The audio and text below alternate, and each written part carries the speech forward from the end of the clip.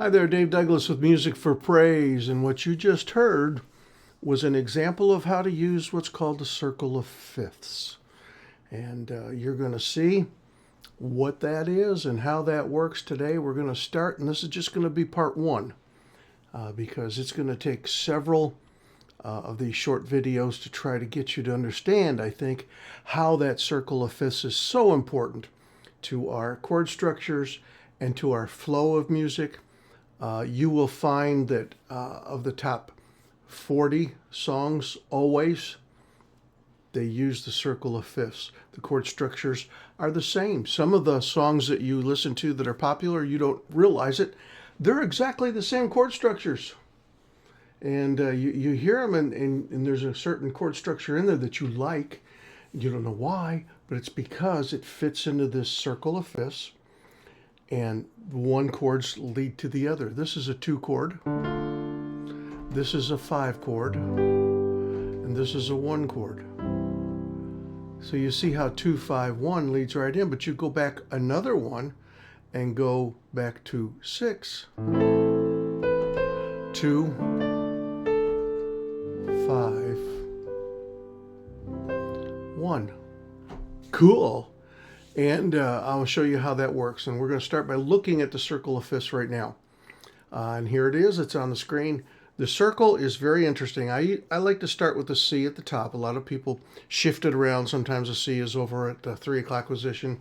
And there's other configurations of the circle of fifths. This is the one I like to refer to. This is the way I teach students whenever I have them and how they do that. So, if you'll start with the circle of fifths at the top, and I'm going to turn my camera on and see if we can make these things all work together. C is at the top of the circle. Now, if you go around the circle clockwise, the next key signature you come to, or major key, is G. Okay, notice on the piano, 1, 2, 3, 4, 5, circle of fifths, right? There's the 5. So the next one that you go to then was going to be what? 1, 2, 3, 4, 5. So you have a C, then going around the clockwise, you have the G, then you have the D. And I'm going to move the D down so we stay within the same area. So this is D. And the 5 of it is an A. And notice on the circle of fifths what the next one is. A leads to E. Okay, again, I'm going to move the E down here so you can see it easier. E goes to B. Now we're in B major. Okay, move the B down here so you can see it easier. So we're going from B to 2, 3, 4, 5. It would be a F sharp. F sharp. And there's another one you can go to, rarely written in. 1, 2, 3, 4, 5 would be a C sharp. Okay, so the key of C sharp has a lot of sharps. We rarely write in that, or we rarely write in what's called A sharp minor, which is the minor of C sharp. So, going back the other way, I like to teach it this way. A lot of people teach it as fourths because you want to keep thinking upward. But I'm going to teach it as fifths going downward.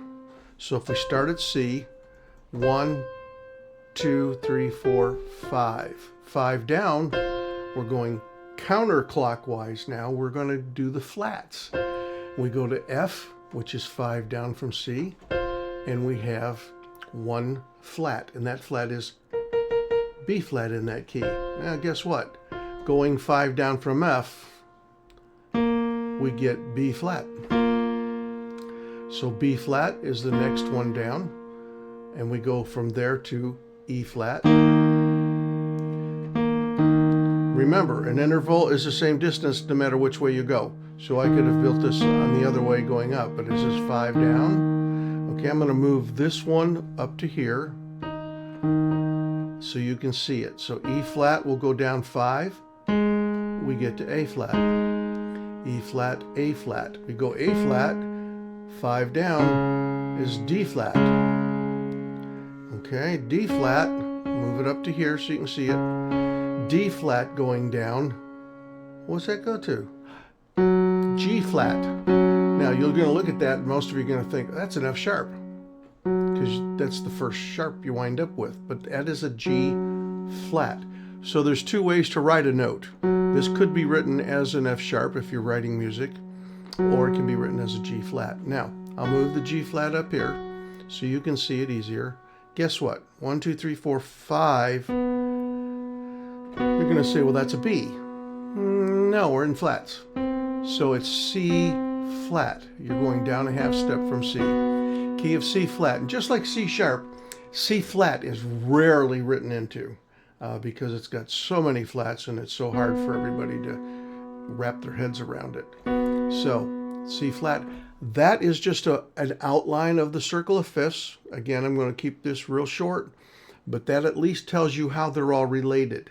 So going in sharps, you go up from 1 to D to A to E, and I'm going to move down E to B to F sharp to C sharp. Okay, those are all the sharps. All the flats going down, F, B flat, E flat, and you can see the A flat, so I'm going to go down to there. Okay, those are flats. A flat, let's bring it up here so we can see. A flat goes to D flat, D flat goes to G flat, G flat goes to C flat. And that's your entire circle of fifths.